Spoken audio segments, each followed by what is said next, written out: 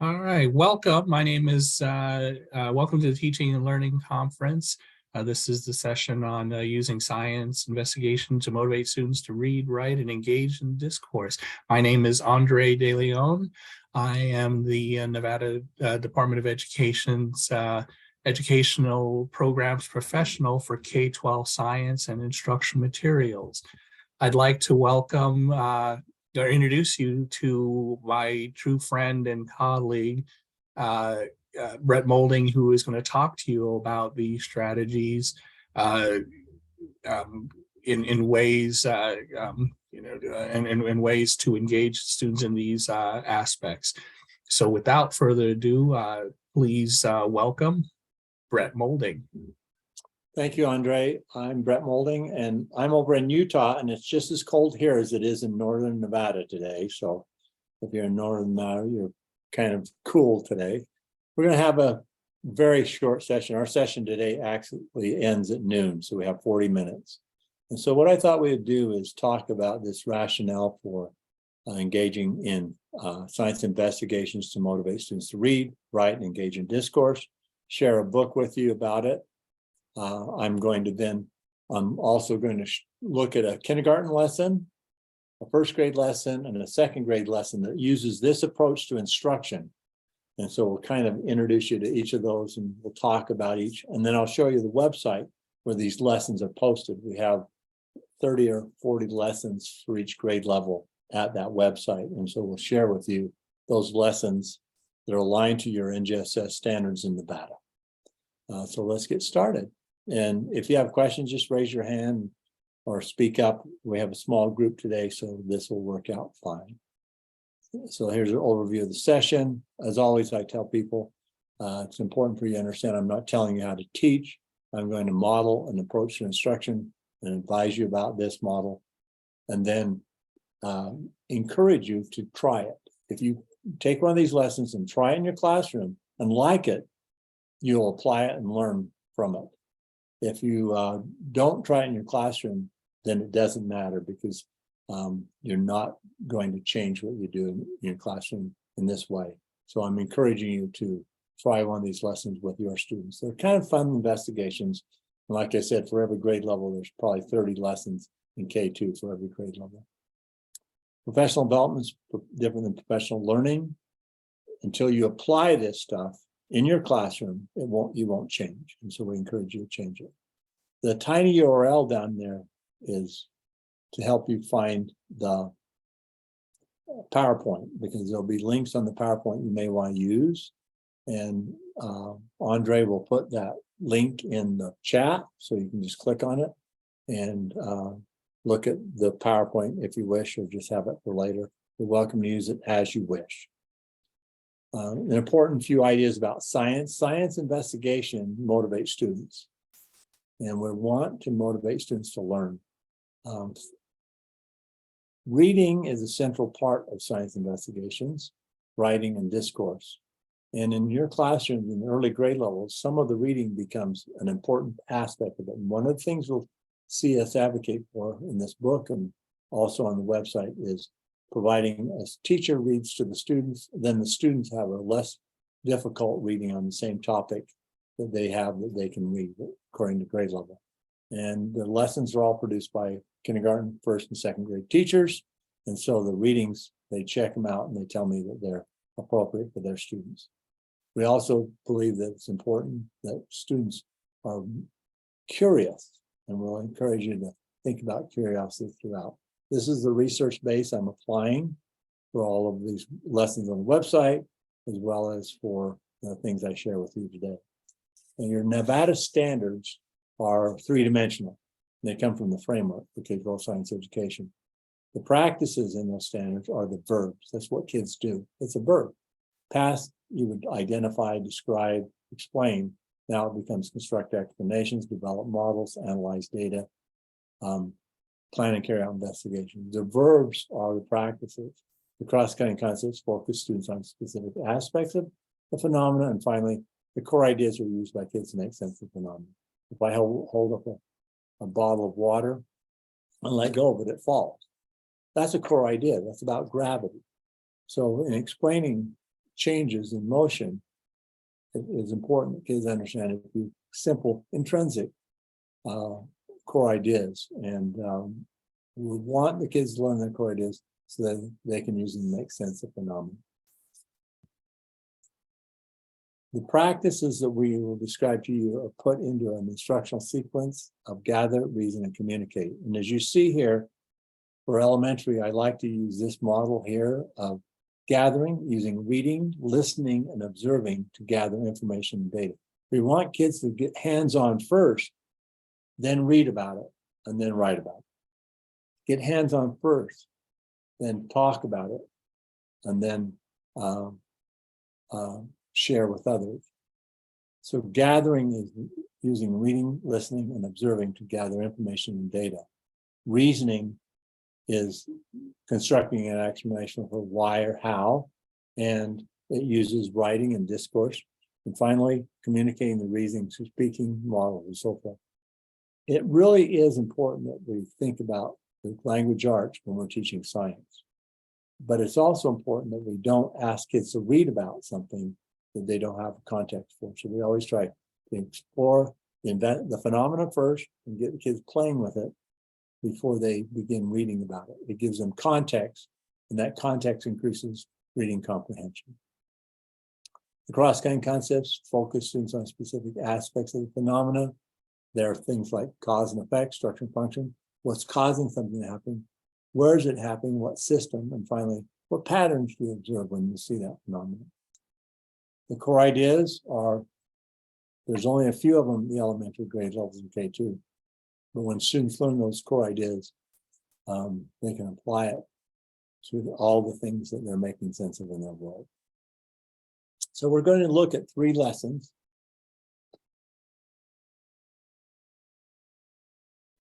A little bit hoarse there, I had a cough. We're going to look at 3 lessons, one for kindergarten, one for first grade, and one for second grade, and talk about them. We're going to start by looking at the phenomenon. And in kindergarten, we're going to look at where did the puddle go? That's a lesson that's on the website. We'll go to it later. But you basically have kids go outside with a bottle of water, pour little puddles, some in the sun, some in the shade, and the kindergarten kids come back in a couple of hours and they have an investigation. Where did the puddle go? Why is the puddle smaller? And so we do it with the kids drawing chalk outlines around the puddles they make, and then watching those puddles change over time, and then coming up with explanations for what's causing that puddle to change. And it's kind of a fun investigation. We'll share that lesson with you in a few minutes. But it's an investigation that kids can, in kindergarten, can do, and they can make the connection between the ones that are in the shade, dry slower, and the ones in the sun. And so that standard about energy comes from the sun and can change things on Earth, comes home to them when they begin seeing those puddles change over time. Here is that lesson. Where did the puddle go? This link here, Andre, can you put that link in the chat?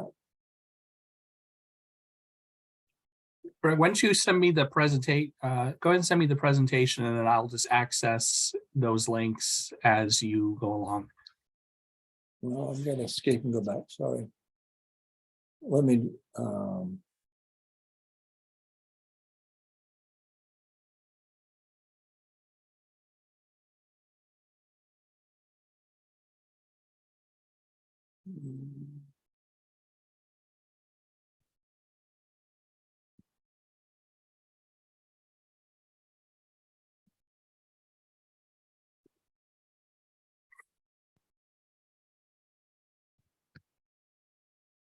I'll put the presentation into the chat.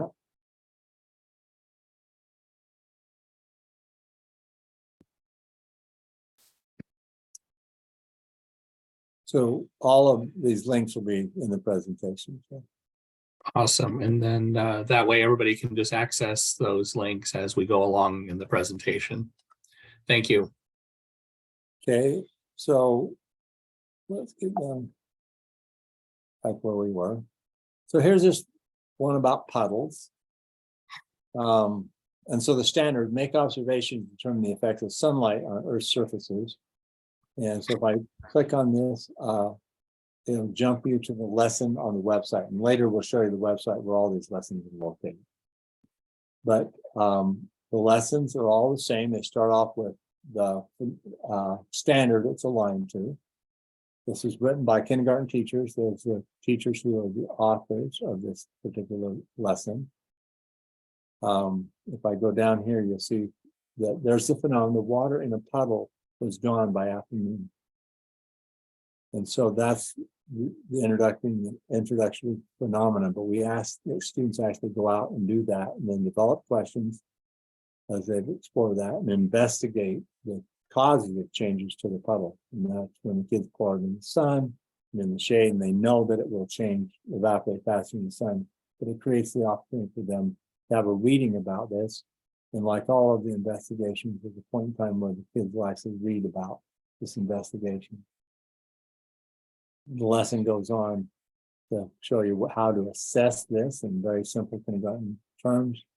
Here is what you would share with the kids, including a reading Where the Puddles Go from Faye Robinson. And that's just those steps you go through for this investigation. They're written quite simply by elementary teachers. And then finally, creating the explanation.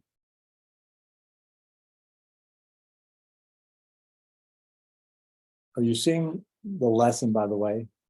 I need a nod from someone. Are you seeing the lesson I'm showing? Lisa? Sonia? Thanks, Sonia. And then this one, like many of them, the teacher has put together a PowerPoint so that you can use that to walk through the lesson. And so this link here, this here goes actually to a PowerPoint that the teacher had put together that she used when she taught this lesson. And it's just a simple PowerPoint that goes through. And this is how she went about teaching this lesson, including the thing information for the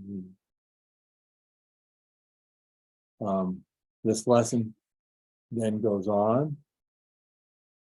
Here's the sunshine. The teacher reads to students, and then the teachers put together this students reading with support. And so it's a choral reading. So this is a simple version of this reading that's up here. But both of them are in kindergarten level. Kindergarten teachers produced this.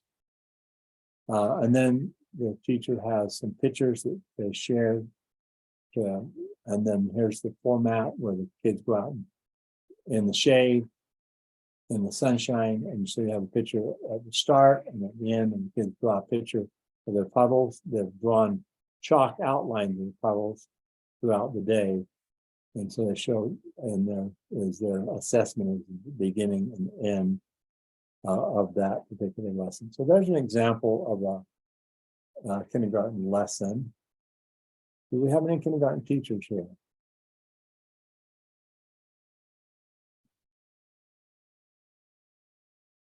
No kindergarten teacher. Sonia, you look like a kindergarten teacher. Yes.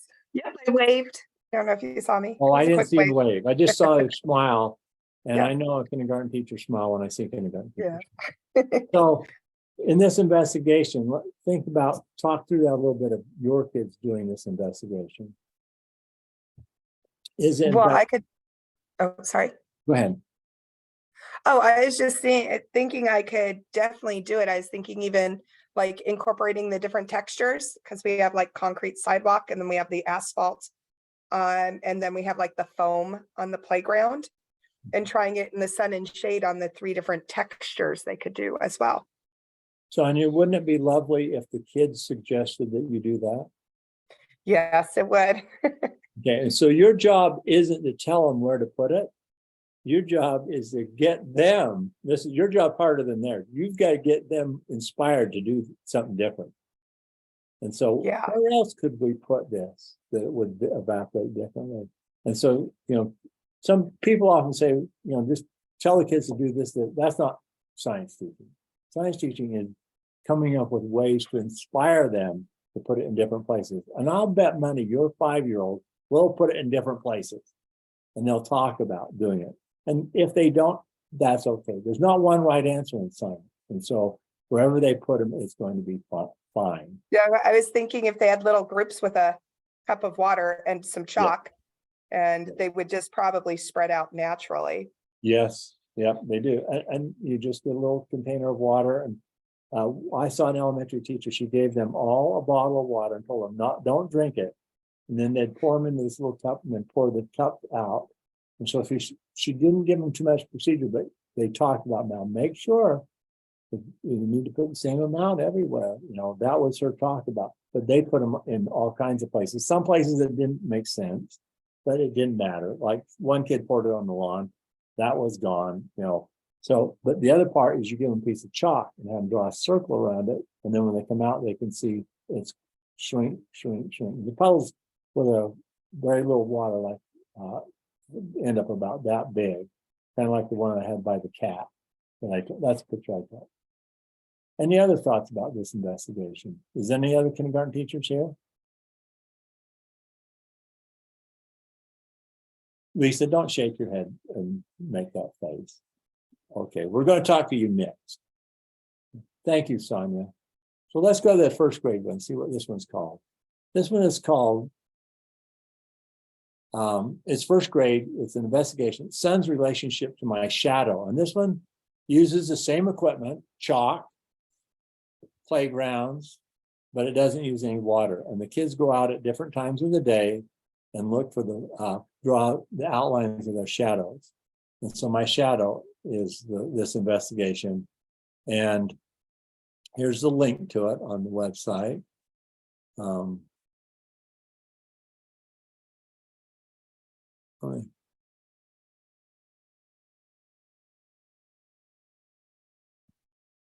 Andre, can you put the link in? You got it. Okay, good.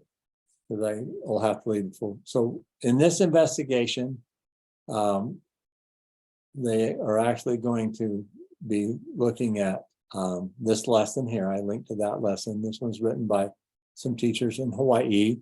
And if you wonder why there's so many Hawaii lessons, is the project we had in Hawaii were K-12. And so we had lots of K2 teachers. A lot of times we don't get many K2 teachers, which is a shame, because K2 kids are fabulous in science investigation. And these teachers in Hawaii wrote a lot of these lessons, but there are some teachers from Utah as well. But teachers spend 2 days with me doing professional development, and then we ask them to get on Zoom with me, and me and them in 2 hours, we write a lesson. And that's where these lessons came from. And then the teachers teach them and revise them and so forth. Same format, all of the lessons in the Going Through the GRC website, regardless of grade level, kindergarten, first grade, have the same format. The teacher's names, the standard it covers, lesson performances are key. They have then the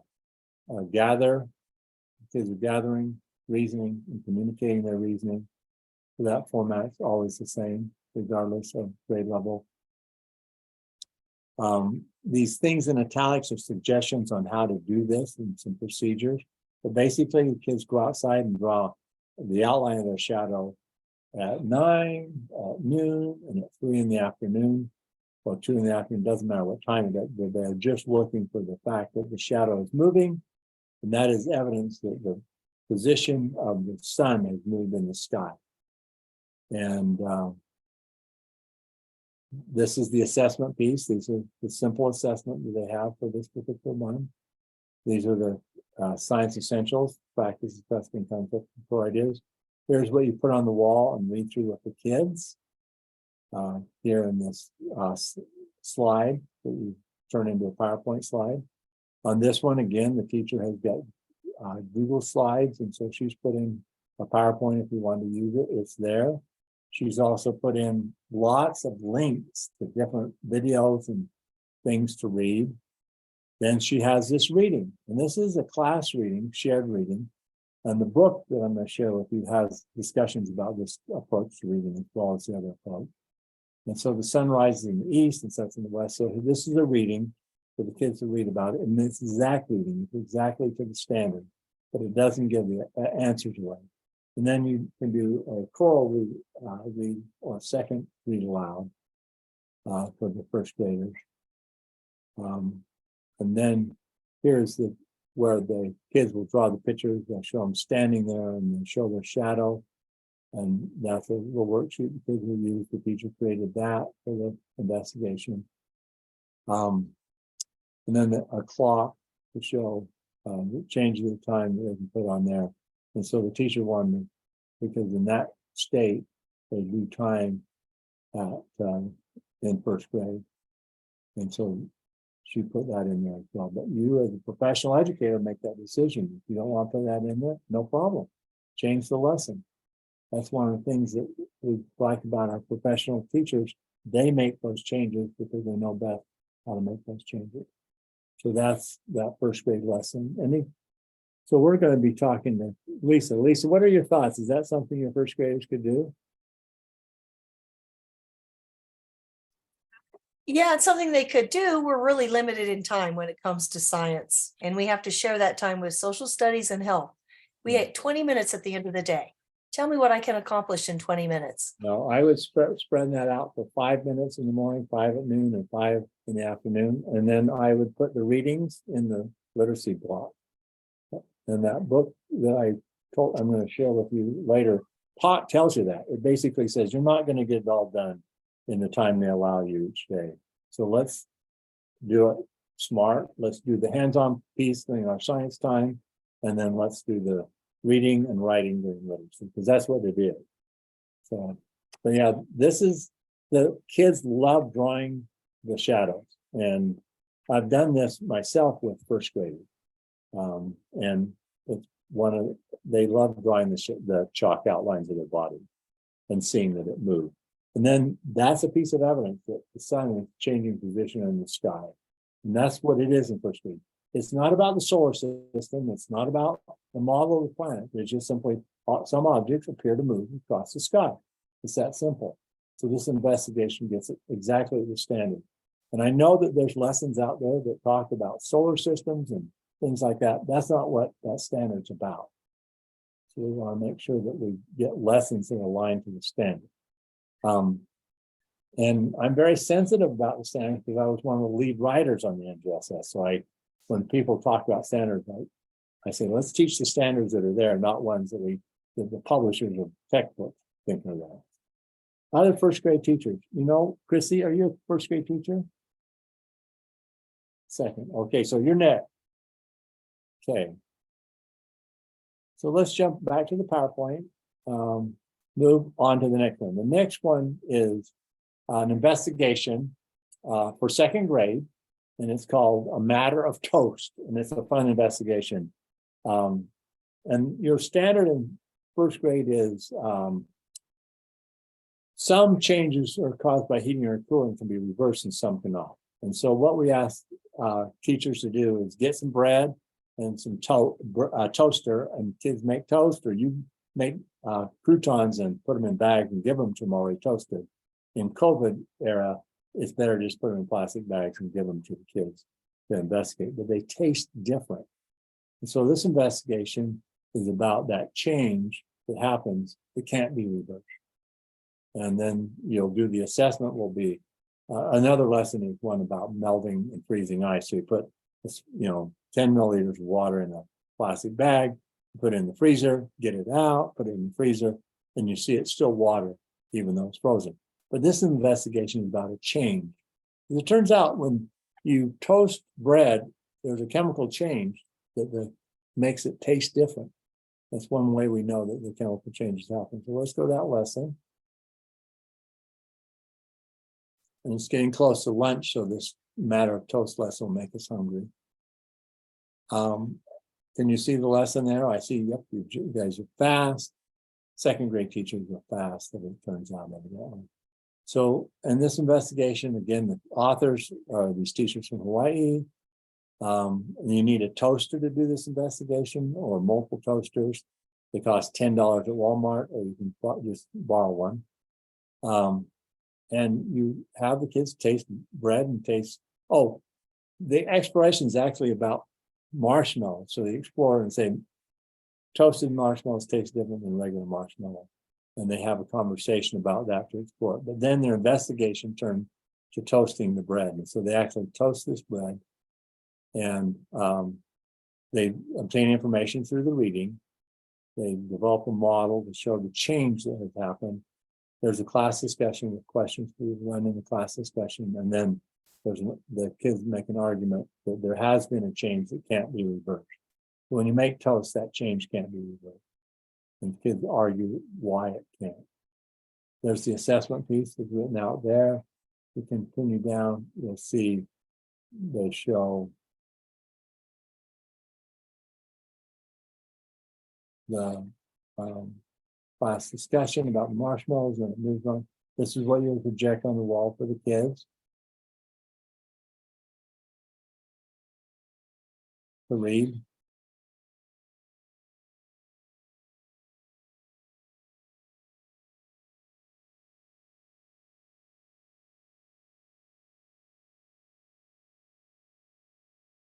And then we come down here, and there's the pictures that you would use for the marshmallow introduction. You don't actually do marshmallows. Then here's a reading. And this reading is about change. And it's a second grade reading. The reading is for teachers to read to the students. Again, they're using that strategy of the teacher reads to the students. And then after you've read to the students, then there's a student reading. And this is one that second graders can read, according to the teachers in Hawaii. And that's a typical way that we have dealt the GRC lesson is pretty typically that way. We go down here, here's a table that you would use to record the data, and so the second grade teacher in red is a sample that you give the kids the table that they can record data on. You would then move down to that's the end of that lesson. Going back to the PowerPoint. So, second grade teacher, is it Chrissy? So Chrissy, is this a lesson you could do in your classroom? Yes, it is, and it meets our standard for sure. Does it look like fun? Yeah, the kids would enjoy it. Yeah. Yeah.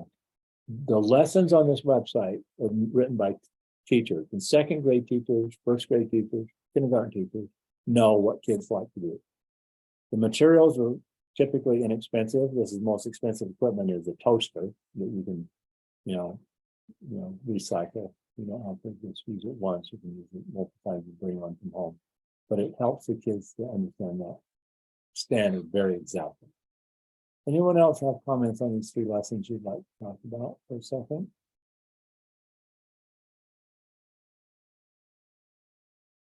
What website are these lessons coming from? Thank you for asking that.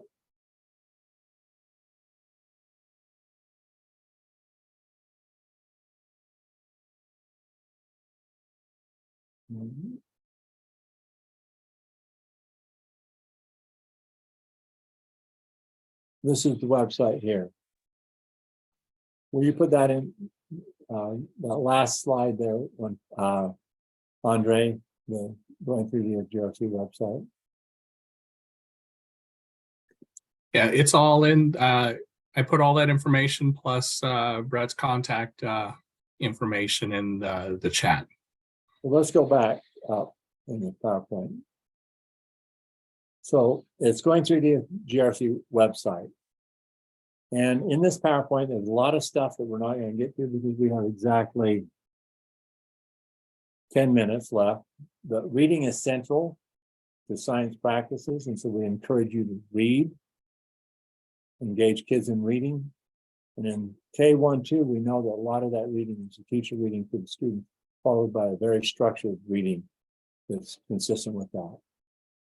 Reading comprehension is enhanced when students have a context for the reading or reason to read. So the context is critically important.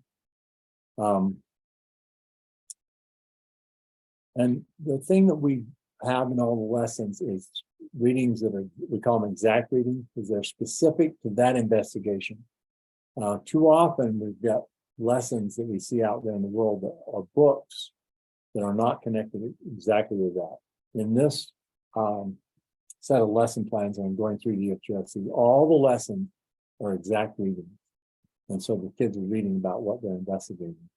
So that hands-on piece that makes the reading comprehension level increase significantly.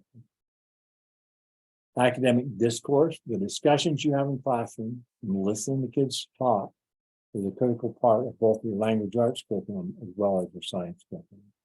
And having kids gain the academic language not by front loading it, but actually engaging in investigation, reading, using the academic language, and then using it in the classroom discussion is a more effective way for kids to learn the academic language. And then finally, writing is central. And in kindergarten, writing is very simple. Sometimes it's drawing, sometimes it's 1 or 2 words. That's the initial stage. But by 2nd grade, they should be able to write a complete sentence and communicate their ideas by the end of 2nd grade. Writing is an important part of reasoning. So this thing here about reading comprehension goes up when you engage in hands-on. The other thing I was going to mention to you, this book that I'm kind of excited about because it came out in June. It's using science investigation and motivations to read, write, and engage in discourse. If you use that code right here, do not go to Amazon buy this. Go to the publisher here on the slide. That publisher has that book for you if you use the Nevada code for the next week for $25, including shipping and handling. And so you won't have any other cost. So when you go to order it, you put your code in. They show a picture up here of a Minnesota code because the last Science Teacher Association Day is in Minnesota. But yours will have, you just put in the Nevada discount will be your NV _ 2022. And you can buy that book. And then here's my email address. I talk to probably 3 to 4 teachers every day. If you have questions, great. The website talks about upcoming professional developments that I do. And I travel all over doing professional development. I haven't been in Nevada in a long time, and I'd love to come back there and share with elementary teachers this book, because then I can just bring them with me. So I'm looking forward to that. Any questions or thoughts or comments about this approach to science investigation?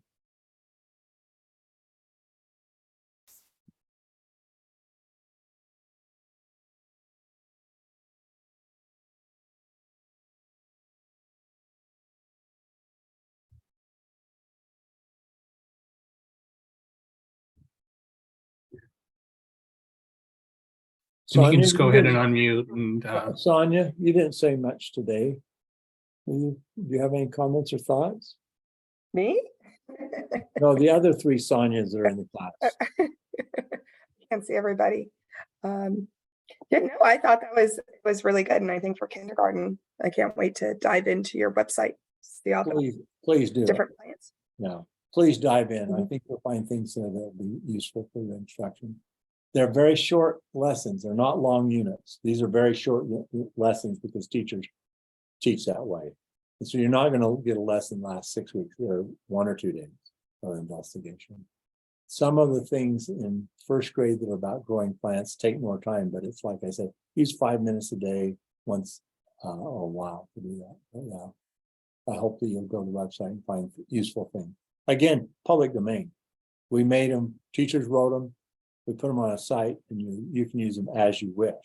You can download them and change them, but the site's always changing, so don't just think you can download lessons and they'll stay static. Teachers improve them all the time.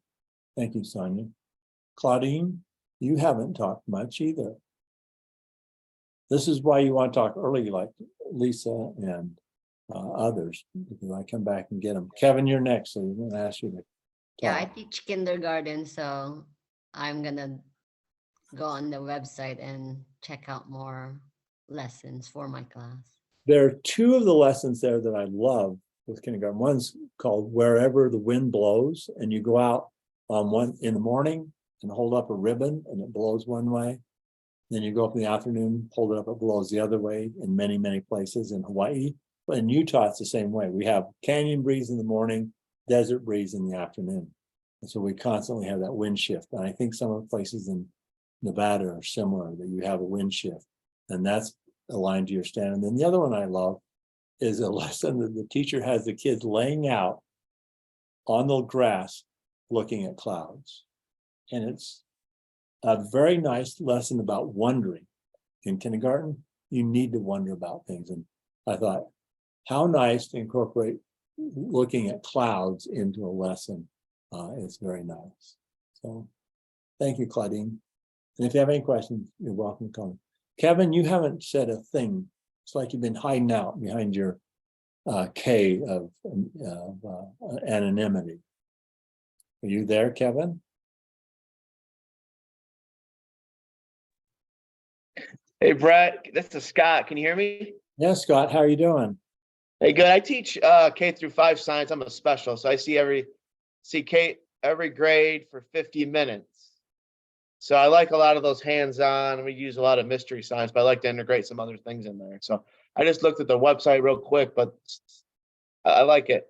I like it. And I took down your information too. So Yeah, there's tons of lessons there.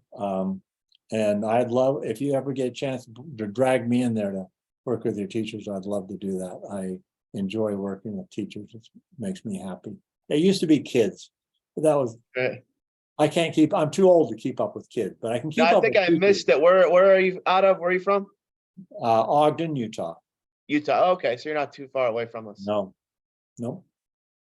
I've been to Vegas a few times and presented in workshops in Clark County a few times, but not as often as I'd like to. Okay. So we're running out of time, and thank you for joining me. I have had fun with you guys. I like that we have K2 teachers attending Science Teachers Association. I compliment you on your professionalism, and I hope that you'll find these lessons of great value and you can use them. Enjoy your lunch, and thank you. Thank you, Andre. Thank you. I'm gonna go ahead and